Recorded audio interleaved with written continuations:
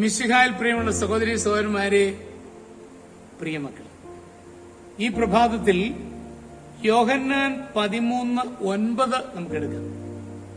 ഈശോ പറഞ്ഞു, ഞാൻ നിന്നെ കഴുകുന്നില്ലെങ്കിൽ നിനക്കെന്നോടുകൂടെ പങ്കില്ല. Saint John's gospel chapter 13:9. ടോൾസ്റ്റോയുടെ പ്രശസ്തമായ ഒരു കഥ പാവപ്പെട്ട ചെരുപ്പുകുത്തിയായ മാർട്ടിനെ കുറിച്ചാണ്. ഏക മകന്റെ മരണത്തോടെ മാർട്ടിൻ ആശ്വാസം കണ്ടെത്തിയിരുന്നത് വിശുദ്ധ ഗ്രന്ഥത്തിലാണ്. ഒരു രാത്രിയിൽ വിശുദ്ധ ഗ്രന്ഥം വായിച്ച മാർട്ടിൻ ഈശോയുടെ സ്വരം കേട്ടു. നാളെ ഞാൻ നിന്റെ വീട്ടിൽ വരും.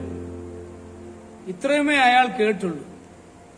അന്ന് രാത്രി അയാൾക്ക് നന്നായി ഉറങ്ങുവാൻ പോലും കഴിഞ്ഞില്ല.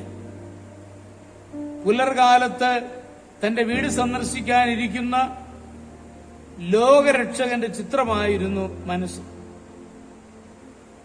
നേരം വെളുത്തപ്പോൾ തന്നെ മാർട്ടിൻ വീടും പണിശാലയുമെല്ലാം അടിച്ചു വൃത്തിയാക്കി. സദ്യവട്ടങ്ങൾ ഈശോയ്ക്ക് വേണ്ടി ഒരുക്കി. അതിഥിയെ കാത്തിരിപ്പായി.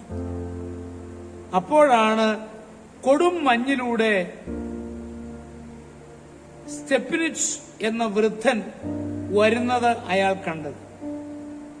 മഞ്ഞുകൊണ്ട് സ്റ്റെപ്പിനിച്ച് തണുത്തു വിറയ്ക്കുന്നുണ്ടായിരുന്നു. മാർട്ടിൻ അയാളെ സ്വീകരിച്ചു. ചൂടുള്ള സൂപ്പ് നൽകി സൽക്കരിച്ചു. അയാൾ നന്ദി പറഞ്ഞു പുറത്തേക്ക് പോയി. അപ്പോഴുണ്ട് കുറെ തെരുവ് കുട്ടികൾ ഓടി വരുന്നു.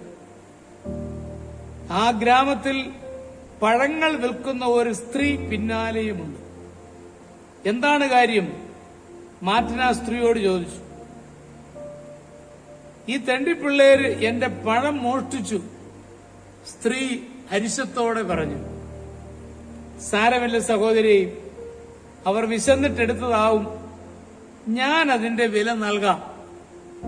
ആ സ്ത്രീയും കുട്ടികളും മാർട്ടിന് നന്ദി പറഞ്ഞിട്ട് പോയി. ഇതുവരെ ഈശോയെ കണ്ടില്ലല്ലോ.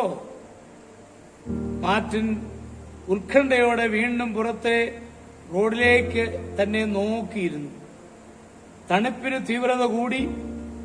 മാർട്ടിൻ തന്റെ കമ്പിളി പുതപ്പെടുത്ത് ശരീരം മറച്ചു.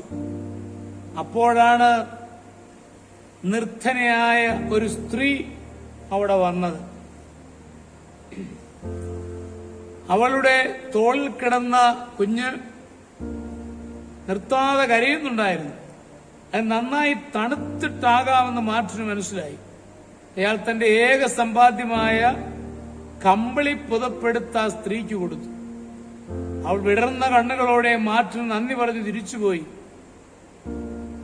രാത്രി ഏറെ ചെന്നതുകൊണ്ട് മാർട്ടിൻ കട പൂട്ടി. അത്താഴം കഴിഞ്ഞ ഉടനെ വിശുദ്ധ ഗ്രന്ഥം തുറന്നു. അതിൽ അയാൾ ഇങ്ങനെ വായിച്ചു: എന്റെ ഏറ്റവും ചെറിയ സഹോദരിൽ ഒരുവന് സേവനം ചെയ്തപ്പോൾ എനിക്ക് തന്നെയാണ് ചെയ്തത്.